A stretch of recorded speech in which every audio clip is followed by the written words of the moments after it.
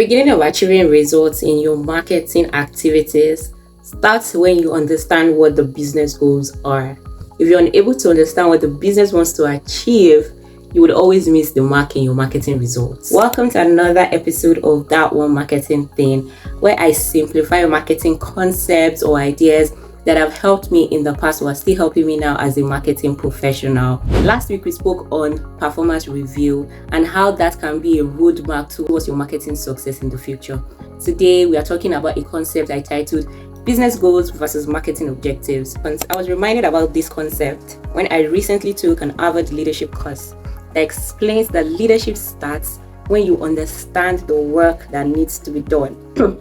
Same for marketing. Your marketing results or success starts when you understand what the business goals are, when you understand what the business needs to achieve, because that is what is going to inform your activities, your strategies, your objectives, your metrics, your results. But the reality is, many business owners are not clear on what the business goals are, what their business needs to achieve.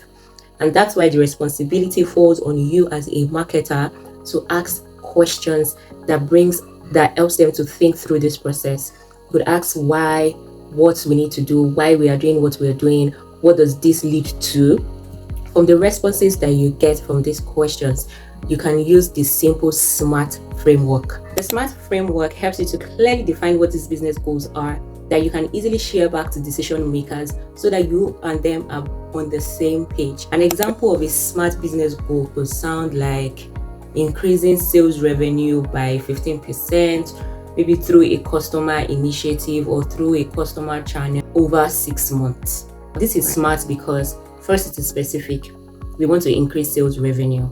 It is measurable by 15%. So you need to know what the sales revenue was before, so you know how much or how much more by 15% you need to increase that to. It is achievable because we mentioned that there's a segment or there's this customer initiative we want to try, or a segment of this customer that we want to address or we want to meet. And is this relevant? Yes, it is relevant to the business growth, right? And what's the timeline? Over 6 months. So you see how the SMART framework can help you to clearly define what these business goals are. The next step now is to craft your marketing objective.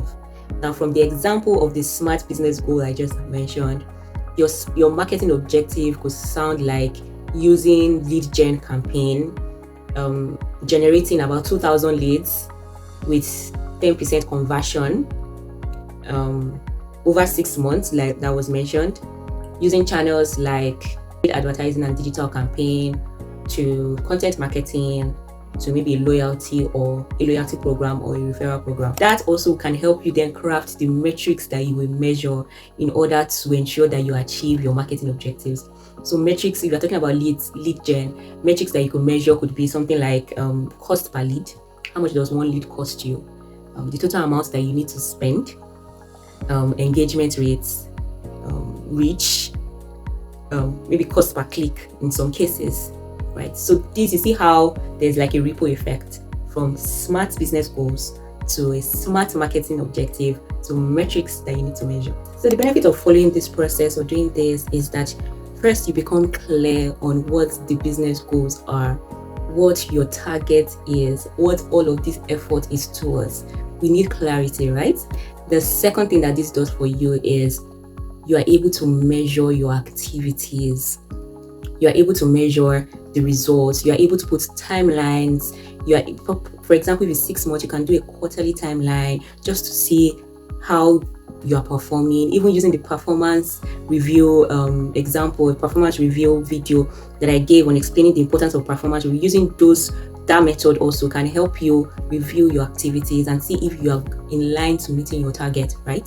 And lastly, it helps you to just channel your energy.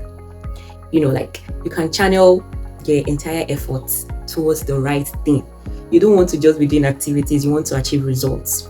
And one thing that I have learned is there's an art and there's a science to marketing, and you need to understand the science as much as we enjoy the art, the big idea, the concepts. There is a science to it, because you just don't want to have different content and activities that are not hitting the mark.